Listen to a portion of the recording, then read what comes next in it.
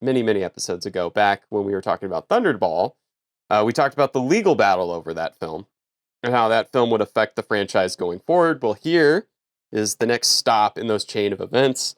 So originally this film was supposed to feature Blofeld and Spectre, and it's very obvious when you watch this movie how many times there's some Blofeld antics and how Stromberg is basically a stand-in for Blofeld. That makes sense because of the obvious "you only live twice" connection, but like you'll get to that, I guess. There's a lot more connections to the other films in this movie. This is one. Okay.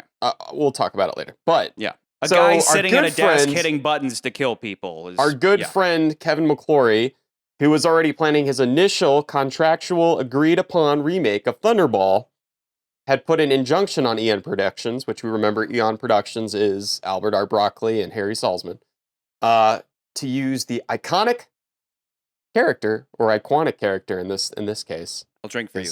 Iconic. It's fine. Yeah. I'm going to use that word a lot today. What the hell are you drinking? Root beer. No, it's not root beer. It's Dr. Pepper. And Nance is drinking water, and then I'm like, you're the alcoholic today. So this delayed the film from being made for 3 years after the previous film. On top of this, Harry Saltzman was going through some financial problems. He had a gambling issue. Also, his wife was terminally ill with cancer. So he had decided to sell his shares, not to his partner Albert R. Broccoli, but instead he sold his shares to United Artists, which this kind of made Cubby and their relationship kind of strained for a lot of reasons. Is he credited on this? No, he's not. So Harry Saltzman, this is the first. So going forward, gentlemen, you'll see Albert R. Broccoli as the sole producer until he passes away sometime in the 90s. So they didn't have a fight or anything. It just like Harry's life went to... They may have had a fight. Like I if you watch the Eon Everything or Nothing documentary, they kind of talk about this more. So I would check that documentary out if you want to know a little bit more about the producing side of this film. It's also interesting to note that Fleming, before he had died and when he had sold the rights to Eon, to not use the plot in this book. And what's also ironic is that because he had kind of maybe learned his lesson with Thunderball, he had given story credit to somebody who actually helped him write the book version of it, which is nothing like the movie at all. So they didn't use any plot elements except for one, which brings me to my next thing, because I know, Charlie, all of you guys have a lot of questions about this. The film brings into the fold, probably, depending on who you ask, either the first or second most iconic henchman in the James Bond series, Jaws. We're gonna toast to that. 7 foot tall, 7 foot 2 inches, Richard Kiel. I have one question about this. A singular question. I'm getting into it. Okay. I know your question. You know what my question is? Go ahead and ask me the question, because I'll answer your question. How about that? Jaws comes out in 1975. Mm-hmm. I don't know anything about the Spy Who Loved Me book. Yeah. Is he a completely original character? Yes and no. Jaws. Wait, 1977. Yeah. This movie comes out in 1977, and then 75 He's is not Jaws. called So like Jaws, right, in the book, or no. So but there. Hold on. Jaws, but then soon, on. like later, you kind of notice some more Jaws references. So you're like, so hold on, we're getting there.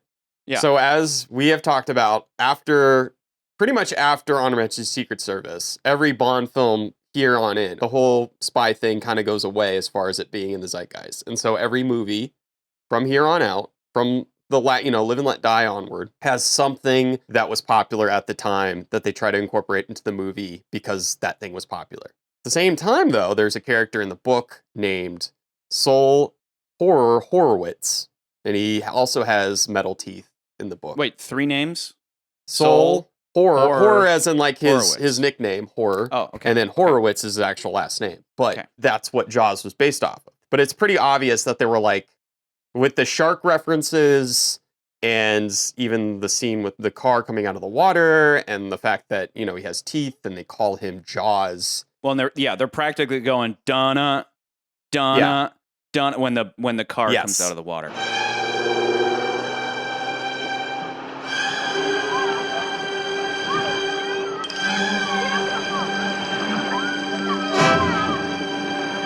Cubby's like, quick, like, do we have any characters that have teeth? We need to capitalize on this Jaws blockbuster thing. I don't know. I mean, like, it probably all came together like strangely or inorganically. I don't know. But, like Richard Kiel had been in tons of other movies and B films prior to this, playing different characters, even in other types of things. I think he was even in an episode of The Man from U.N.C.L.E. and stuff like that. So, this is kind of what we talked about thing. last time. Like, you can look to the past and you can be like, this is where these things came from. But if they work, they work. Like naming Jaws, regardless of Spielberg, that was a great fix.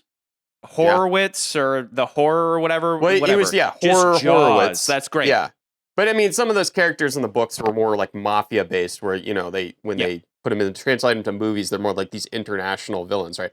I'm not finished, so I have more. So then let's talk about quickly Barbara Bach, who plays Major Anya Amzava. Amzava? Is that how you say her name? That's not how you say her name. Amisova? Amaza? Anya Amisova. And I wish I knew, like, Amisova. Russian names are awesome. They always come in threes, right? Yes. Agent Triple X. I tried to see if it translated anything sexual in Russian, but I didn't come up with anything. But obviously, Agent Triple X. Vin Diesel Triple X? Before Vin Diesel ever did. Before Vin Diesel or Ice Cube. Now I had to find something interesting to say about her other than her name. And the interesting thing is, ironically, while we have a Beatles member, Paul McCartney, has made music for the Bond films, Ringo Starr is married to this Bond girl.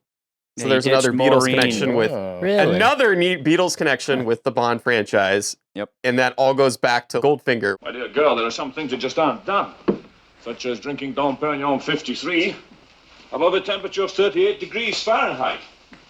That's as bad as listening to the Beatles without earmuffs. Goldfinger to Live and Let Die to now. Yes. Ringo Starr's Mrs. Ringo Starr is in this movie. I love how over time people have made fun of that too. Like even Ringo Starr got a Bond girl, Yeah. If you're in the Beatles or can play an instrument, maybe you can get a Bond girl. Even you could get Bond girl. So, and then I have two more things very quickly, but I think the second one I think is who we should toast to this film, because you might think it's Richard Kiel for this film, but I would save him for another film that we will talk about very shortly after this. So first off, I wanted to say a few returning faces in this film, and there's going to be other people that are in this movie that may or may not show up in other movies, but we'll talk about that when we get there. You'll have an ongoing character, Walter Gottel, plays General Gogol. Gogol. Is that how you say him? Gogol. They say Gogol. You guys may remember Gogol in another Bond film. This is his second outing, but he plays a different character. Back then, he played Morzini. He's Mr. Minute 52 Seconds. Exactly 1 minute 52 seconds. That's excellent. He's the Spectre agent on Spectre Island. Welcome to Spectre Island. Welcome to Russia Spectre Island. That's the same guy, but he was younger back then, and you can tell he's definitely aged. The second guy, you guys may recognize, me may not recognize. He's not like a big name. People aren't like hounding about, oh yeah, this guy was fantastic.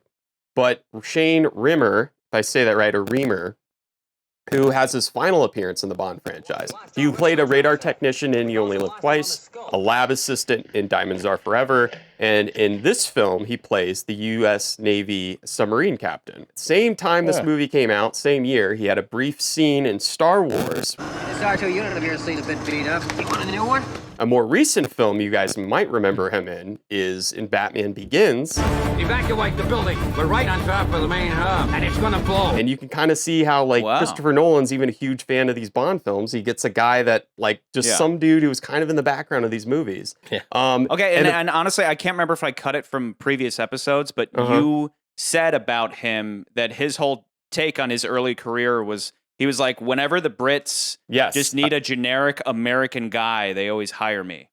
So he is a Canadian actor who was always in He played in a lot of British productions because Star Wars was filmed in Britain at Pinewood Studios, same studios where they're filming this movie, parts of this movie. Sometimes like next door, like concurrently, right? Yeah, I believe. So. I mean, I never looked into it too much, but it wouldn't be unbelievable to believe that this film and that film were filming at the same time, or it's like when the Beatles are writing songs and next door Pink Floyd is doing their thing, and they like have lunch together.